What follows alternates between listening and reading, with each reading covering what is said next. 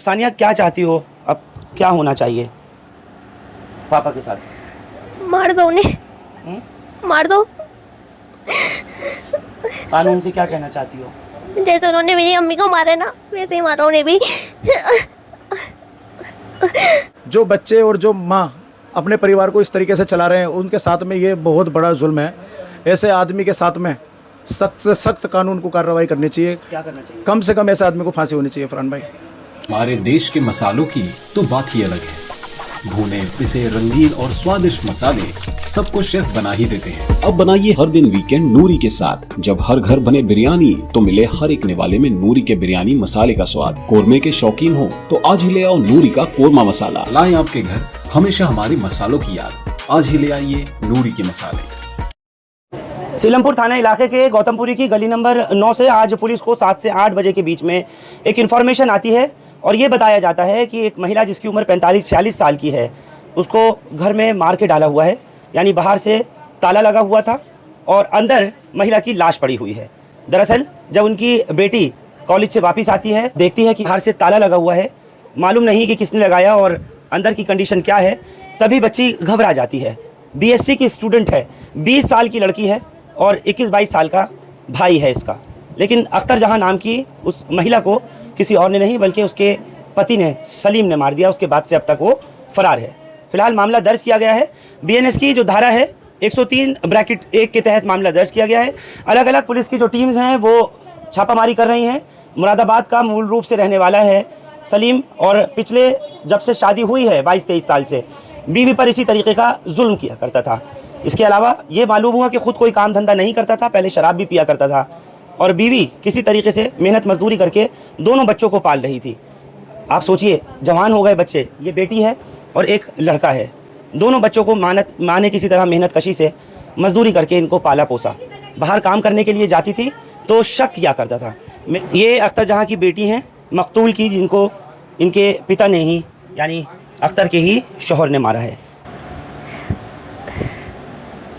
मैं सुबह स्कूल चली गई थी।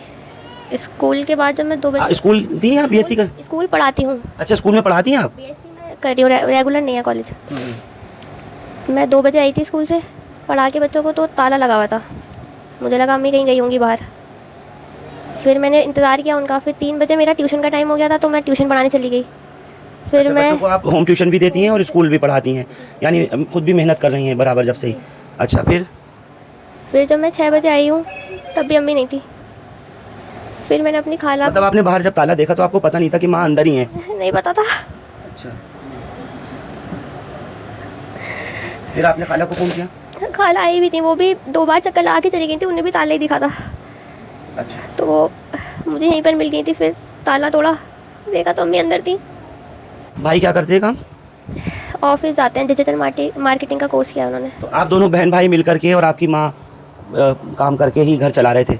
आपके जो पिता हैं सलीम, वो क्या करते थे? कुछ नहीं करते थे वो।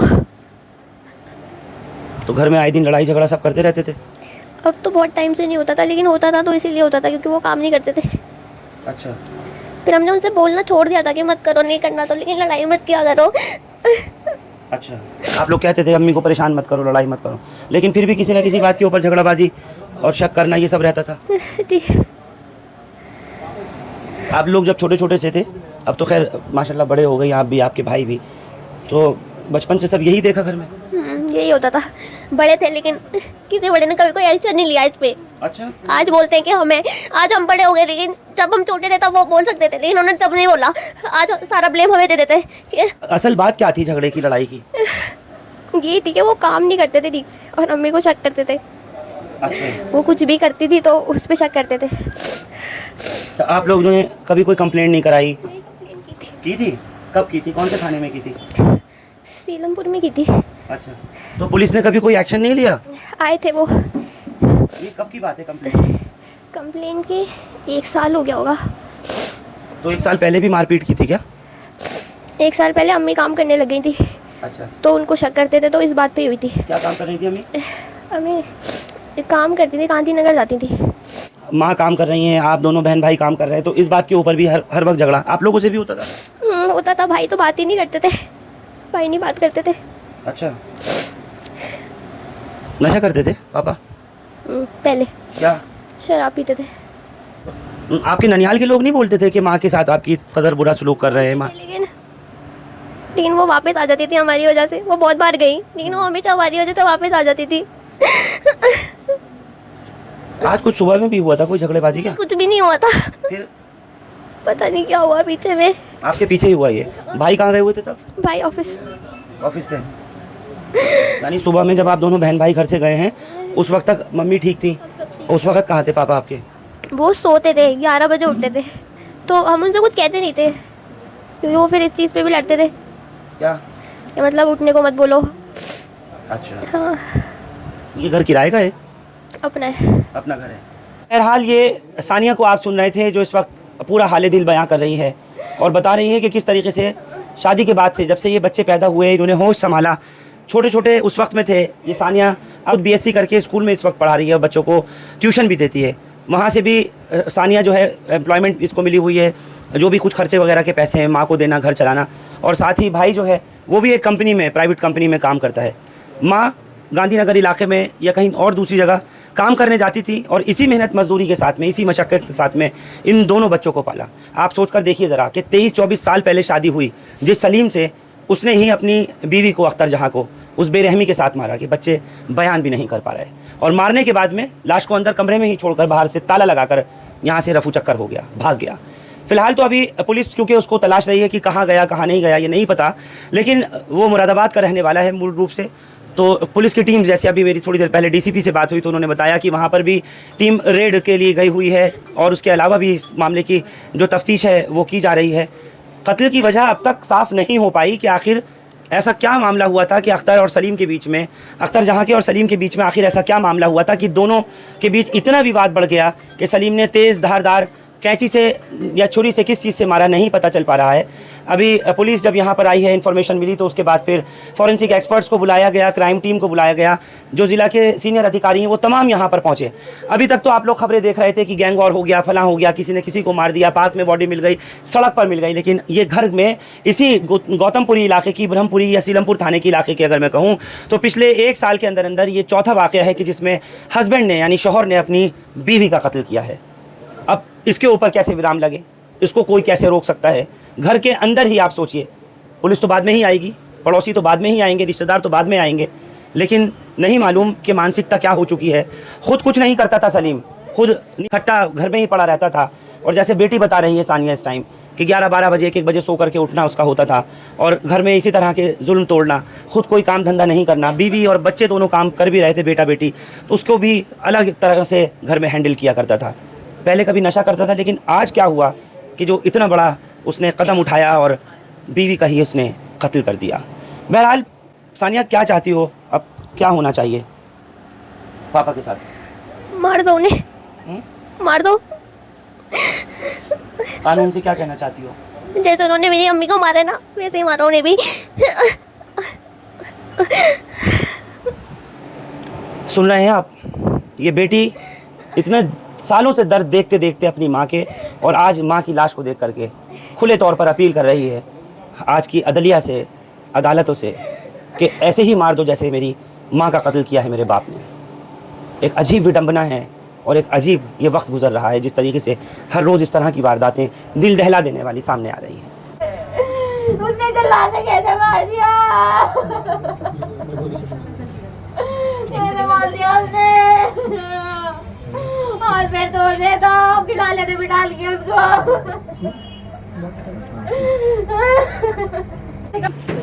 पहले क्या इसी तरीके से मारता था वो अख्तर को, आपकी बहन को? मारता था। कब से इस तरीके से कर रहा था वो? बहुत, मुरादाबाद में शादी हुई थी जब से ही मारता। बच्चे छोटे थे उसके। कितने साल पहले? बच्चे छोटे ही थे, मारता था, शक करता था बहुत बुरा।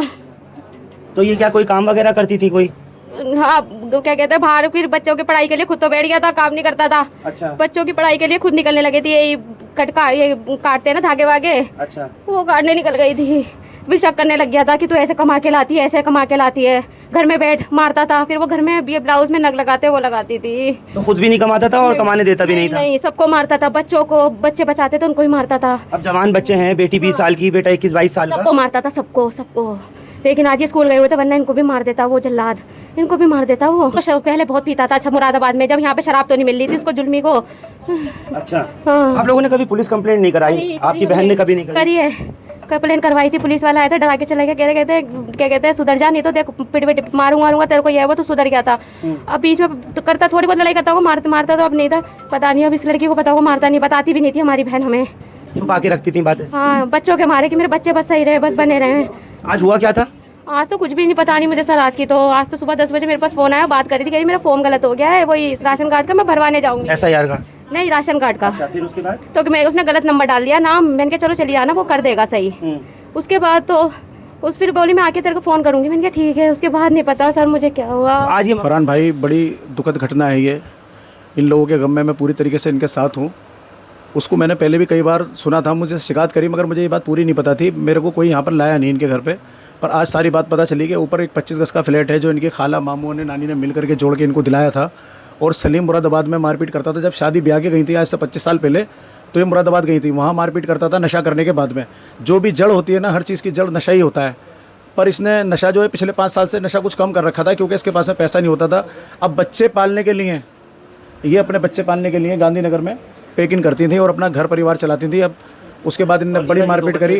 अब जब बच्चे कुछ बड़े हुए तो बच्चों ने, एक बच्चा ऑफिस जाता है और ये बच्ची जो है स्कूल में पढ़ाती है, और उसके बाद में छोटे बच्चों को ट्यूशन भी घर पे जाकर के देती है। जो बच्चे और जो माँ अपने परिवार को इस तरीके से चला रहे हैं, उनके साथ में ये बहुत बड़ा जुल्म है। ऐसे आदमी के साथ में सख्त से सख्त कानून को कार्रवाई करनी चाहिए। क्या करना चाहिए? कम से कम ऐसे आदमी को फांसी होनी चाहिए फरहान भाई, बिल्कुल। और ये बच्चे भी चाहते हैं, ये बच्चे जिसके बाप को औलाद खुद चाहे कि हमारे बाप का कत्ल होना चाहिए, तो कानूनी सज़ा तो उसके लिए फांसी से कम तो कुछ होना नहीं चाहिए। बहुत बहुत शुक्रिया आप लोग हमारे साथ इस खबर पर गौतमपुरी इलाके से जुड़े। हिंदुस्तान लाइव फरहान याहिया यूट्यूब पर सब्सक्राइब कर सकते हैं और क्लिक कर सकते हैं बेल आइकन हमारी खबर की पहली नोटिफिकेशन के लिए। फेसबुक पर हमारा page Hindustan live Farhan Yahiya follow और लाइक कर सकते हैं। पोस्टमार्टम के लिए अख्तर जहां की बॉडी को GTB अस्पताल ले जाया गया है और कल उसके बाद फिर इनके घर वालों को सौंपा जाएगा। Thank you for now.